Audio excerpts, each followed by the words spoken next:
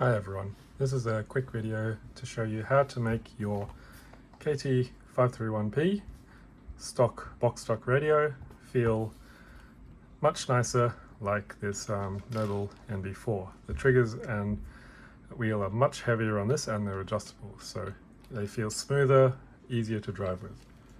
Whereas the 531 is a very light trigger and a very light wheel. So you will need a flathead screwdriver, a Phillips 0 or Phillips 1. There's a Phillips 1. You'll need a T8 Torx. This is the most important driver here, and probably the one that most people won't have. Some thin pliers, possibly a knife, wire cutters, maybe. Okay, so start off with, take out any batteries. I've already removed mine. Use your T8 to undo all 7 screws.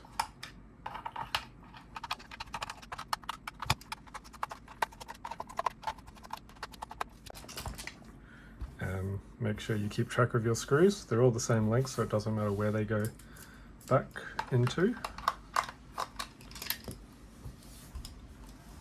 And one more.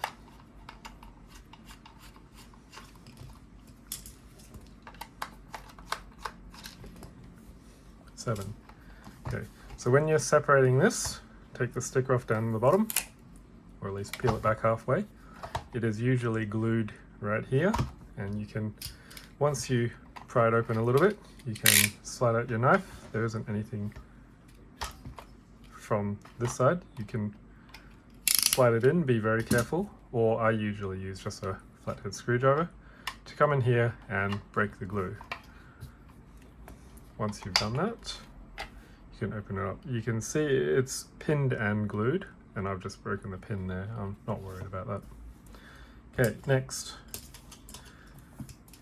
use your Phillips driver to do we'll do the trigger first because the wheel spring is underneath. Undo these 3 screws.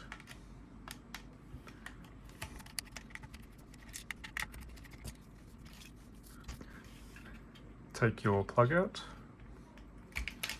and lift the trigger assembly out. Okay, to do the trigger, this is the spring here. Now, I found that for a medium to medium trigger weight, we need to short this by 3 coils. Alternatively, you can purchase another spring and make your own. So this is something I got from Bunnings. It's you need about 3.5 to 3.9 millimeters.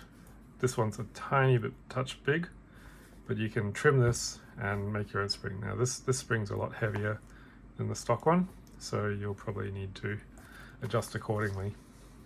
So we can just pop this one off.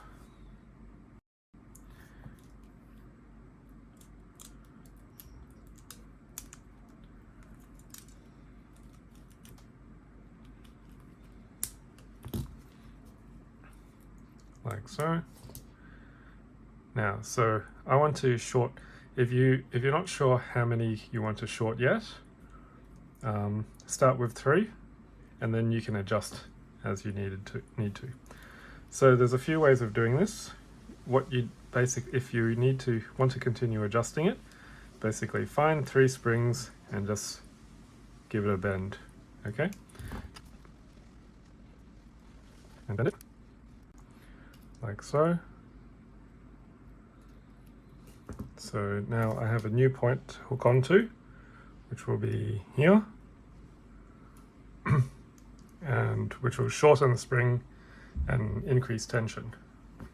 So you can leave it like this and pop it back in, but for this one I might trim it so I don't have the excess springs there.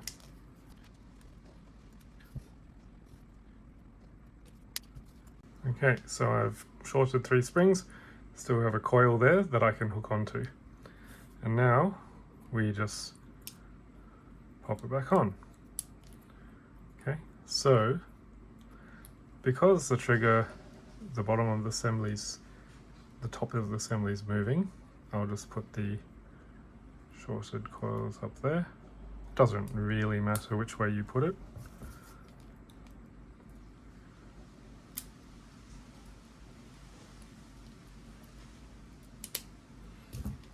See, and now we're slightly preloaded and we've got a little bit more tension on the springs. Once you put it back in, it's usually best to test it when it's in the trigger, in the controller, rather than just poking it in the air. You can feel just a tiny bit more, and if you want to, you can short another spring or two if you need to. Okay, so that module's done. Now we need to get the wheel module out. So I'm just going to begin by unplugging that module. Now we need to first remove the wheel, and that is a Torx again.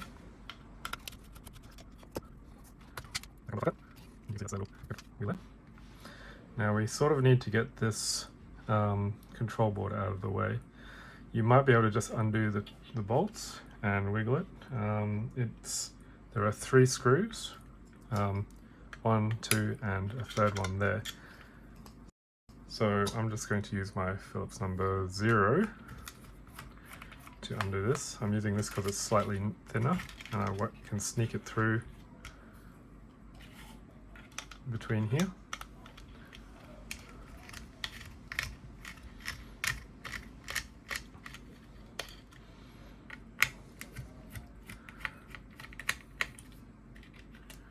Undo the control board as well.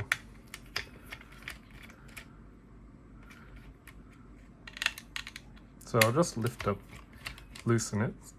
I won't take the control board completely out,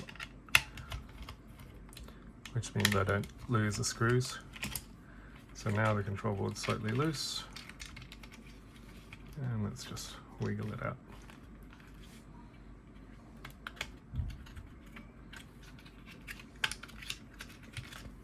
Okay. Now, again, same setup. We've just got the spring there.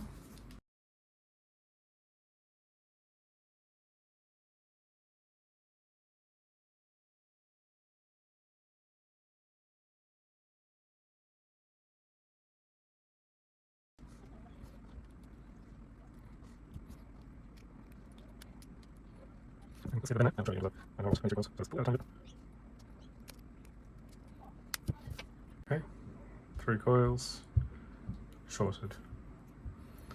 Now let's pop it back on.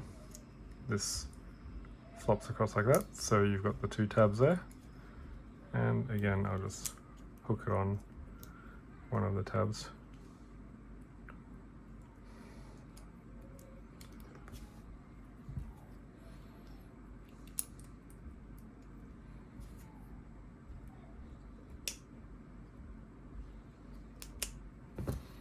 Okay, so it should have a little bit more tension.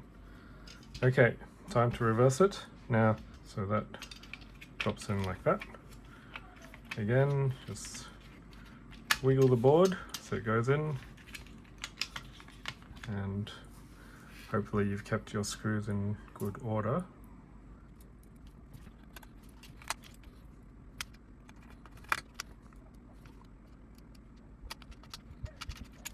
Okay.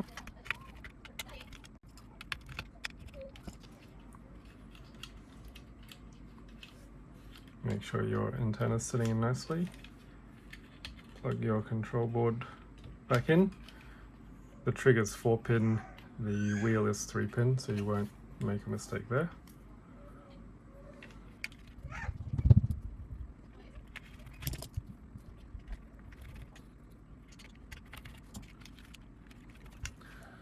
Okay, and button it back up.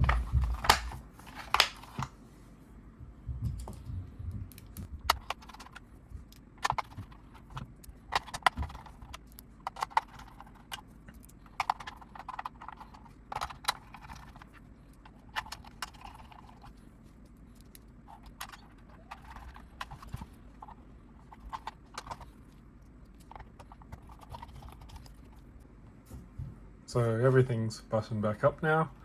Just pop some batteries in and make sure the controller still works, still binds.